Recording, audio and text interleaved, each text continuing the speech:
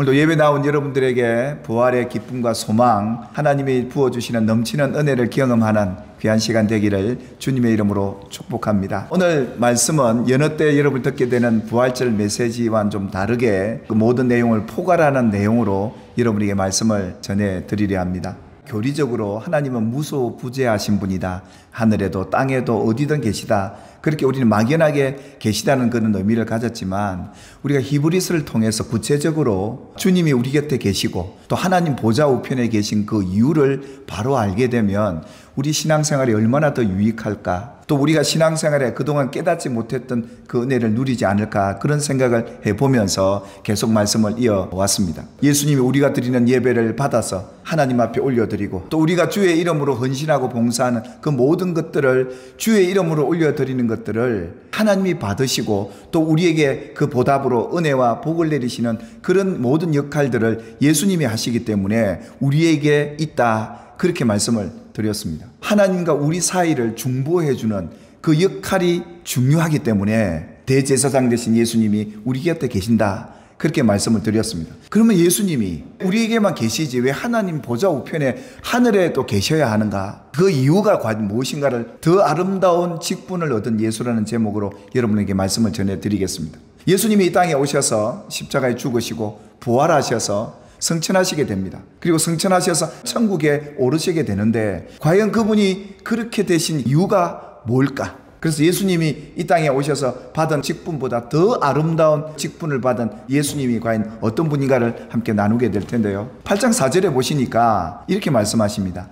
예수님께서 만일 땅에 계셨더라면, 오늘 이 히브리서 기자는 우리에게 예수님이 만일에 땅에 계셨더라면 어떤 일이 일어날까? 그 얘기를 하면서 예수님이 이 땅에서 떠나서 하늘 보좌 우편에 가신 그 이유는 다름 아니라 율법을 따라 예물을 드리는 제사장이 그 당시에 있었고, 그 당시 유대인들 가운데 율법을 따라 백성들의 예물과 그 제사를 받아서 하나님 앞에 올려드리는 그 중보 역할을 하는 제사장들이 있기 때문이다. 그러면서 뭐라고 얘기하느냐 하면, 예수님이 더 아름다운 직분을 얻으셔야 하기 때문에 하나님 보좌 우편으로 가셨다는 겁니다. 더 좋은 약속으로 세우신 더 좋은 언약의 중보자가 되신 분이 누구냐? 바로 예수님이셨다. 하나님으로부터 받은 예수님의 직분이 있었습니다. 우리가 지금까지 나누고 있는 제사장의 직분이 있고요, 왕의 직을 받으신 거예요. 또 하나는 선지자 직을 가진 겁니다. 예수님이 받은 직분이 바로 이 세 가지예요. 그래서 이 직분을 가지고 이 땅에 오셔서 우리를 구원해 내시는데, 예수님 당시만 해도 예수님을 만났던 제자들을 예수님은 이렇게 표현하지 않습니까? 그분이 누구냐? 그분은 하나님의 독생자, 곧 하나님이시더라. 근데 여러분, 예수님 당시에 이 세 가지 직분을 가졌다라고 생각한 인물이 한 명이 있었습니다. 그건 누구였을까요? 세례 요한이었습니다. 세례 요한은 원래 이 율법을 따라 제사장 가문에서 태어났습니다. 그리고 구약의 마지막 선지자 집안이었고요. 그 세례 요한이 예수님을 빛으로 표현을 합니다. 그 당시 이 세례 요한 이 양반이 우리를 구원할 그리스도라 그렇게 여기고 생각한 사람들이 참 많이 있었습니다. 가문을 봐도, 율법으로 봐도 제사장 집안이죠. 또 하나님의 말씀을 전한 선지자 직분도 감당하고 있죠. 딱 예수님 당시에 그들을 구원할 그리스도가 가질 이 세 가지 직분을 가진 인물로 세례 요한을 꼽은 겁니다. 그래서 이 유대인들이 예루살렘에 모여서 제사장들과 레위인들이 모여있는 그 상황에서 네가 누구냐? 세례 요한에게 이렇게 물었던 겁니다. 그들은 이 요한이 그리스도라고 얘기해 주기를 바랬던 것이죠. 근데 세례 요한이 뭐라고 대답을 합니까? 나는 그리스도가 아니라. 그러니까 뭐라고 또 얘기합니까? 네가 그러면 그 선지자냐? 그렇게 묻습니다. 그러니까 또 뭐라고? 나는 그 선지자도 아니다. 그런데요, 예수님이 왕이면서 제사장이고 선지자란 이 얘기를 유대인들이 받아들일 수 있을까요? 예수님이 이런 세 가지 직분을 갖고 왔다는 것도 알지도 못하고, 이걸 인정하고 믿고 받아들이지도 못하고 있는 그 상황이었기에 예수님은 그리스도가 아니라고 생각했던 것이죠. 예수님이 제자들에게 묻습니다. 사람들이 나를 누구라고 하느냐라고 묻죠. 그러니까 제자들이 뭐라고 대답하는, 사람들이 말하기를 예수님은 선지자 중에 한 사람 정도로 여기고 있었습니다. 그리고 제자들조차도 예수님이 왕과 선지자와 제사장으로서의 아름다운 직분을 받았다는 이 사실을 확실히 알지 못하고 있는 상황이었기에 너희는 나를 누구라고 하느냐라고 묻지 않습니까? 그때 베드로가 뭐라고 대답하죠? 주는 그리스도이십니다. 살아계신 하나님의 아들이십니다. 그런 고백을 하게 되죠. 예수가 그리스도라고, 그리고 하나님의 아들, 하나님의 아들이라는 말이 하나님 아니십니까? 그분이 왕이란 말입니다. 성령께서 그 당시 그렇게 깨달음을 주고 그 믿음의 고백을 하게 했는데 백성들 대부분은 예수님을 그저 선지자 중에 한 사람 정도로 생각하고 있던 그 시대의 지식으로서는 예수님을 이렇게 받아들이기가 쉽지가 않았던 것이죠. 그렇다면 세상의 왕들은, 세상의 권세 잡은 자들을 예수님을 어떻게 바라보고 있었을까요? 예수님을 신문하고 죽이게 만들었던 빌라도와 헤롯 왕, 그들은 세상의 임금이고 권세자들입니다. 근데 그들은 예수님을 어떻게 알고 바라봤을까요? 빌라도가 예수님을 신문을 하면서 너 반역 죄인이다라고 얘기한 게 아니고 네가 유대인의 왕이냐, 그 말은 무슨 말이냐 하면 유대인들이 믿는 왕은 누구냐? 바로 그리스도 왕입니다. 하늘에서 오는 왕이에요.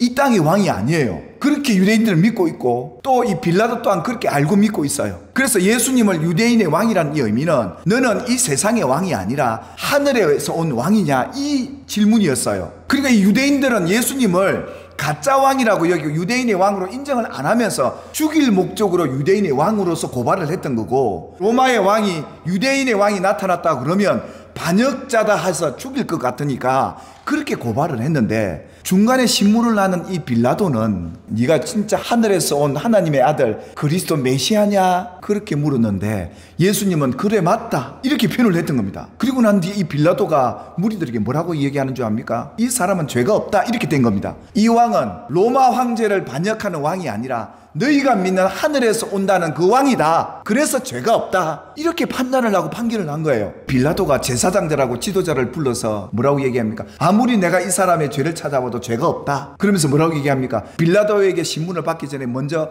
헤롯 왕에게 잡혀갔었지 않습니까? 이 헤롯 왕은 지혜로운 사람이거든요. 죄 없는 사람을 처벌하게 되면 자기에게도 문제가 생길 수 있고 백성에게 끼칠 영향이 있기 때문에 자기가 처벌 안 하고 누구에게 보냅니까? 빌라도에게 보냈던 겁니다. 이 헤롯도 보니까 예수는 죽일 죄인이 아니다. 하늘에서 온 너희들이 믿고자 하는 그 왕이 바로 예수다. 그래서 빌라도에게 난처해서 보낸 겁니다. 성경에 그렇게 기록해 놓고 있거든요. 세상 임금과 권세자들은 예수를 이렇게 알았는데, 그래서 예수를 죽이지 않으려고 하는데 제사장으로 왕으로 오셨다는 이 아름다운 직분을 갖고 온 이 예수님을 하나님의 백성들은 못 알아보고요, 십자가에 못 박으라고 고함치니까 빌라도가 어쩔 수 없이 예수님을 십자가에 못 박아 죽이게 합니다. 이처럼 예수님이 아름다운 직분을 얻기 위해서, 그리고 당신의 백성들의 영원한 언약의 중보자로 가셔야 하기 때문에 이 땅에 계시지 않고 부활 승천하셔서 하나님 보좌 우편에 계시다는 이 사실을 저와 여러분이 믿게 되기를 주님의 이름으로 축원합니다. 또 예수님께서도 이 땅을 떠나셔야 될 이유를 제자들이 그렇게 밝히죠. 내가 가야 된다. 너희를 위해 처소를 예비해야 되기 때문에. 그래서 우리에게는 그분이 우리의 길이 되시고 진리가 되시고 영원한 생명이 되심을 우리는 고백하는 것이죠. 근데 여러분, 예수님만 이 직분을 갖고 계신 걸까요? 예수님이 가져오셨던 이 아름다운 직분을 이제는 우리들에게 양도해 주십니다. 그러면서 베드로 사도는 우리에게 이렇게 선포합니다. 너희가 이제는 택하신 족속이요 왕 같은 제사장이다. 예수님이 이 땅에 오셔서 아름다운 직분을 하늘에서 얻으셨다면 오늘 저와 여러분들이 그 직분, 그 아름다운 직분을 갖고 하나님 보좌 우편에 서게 될 것이다.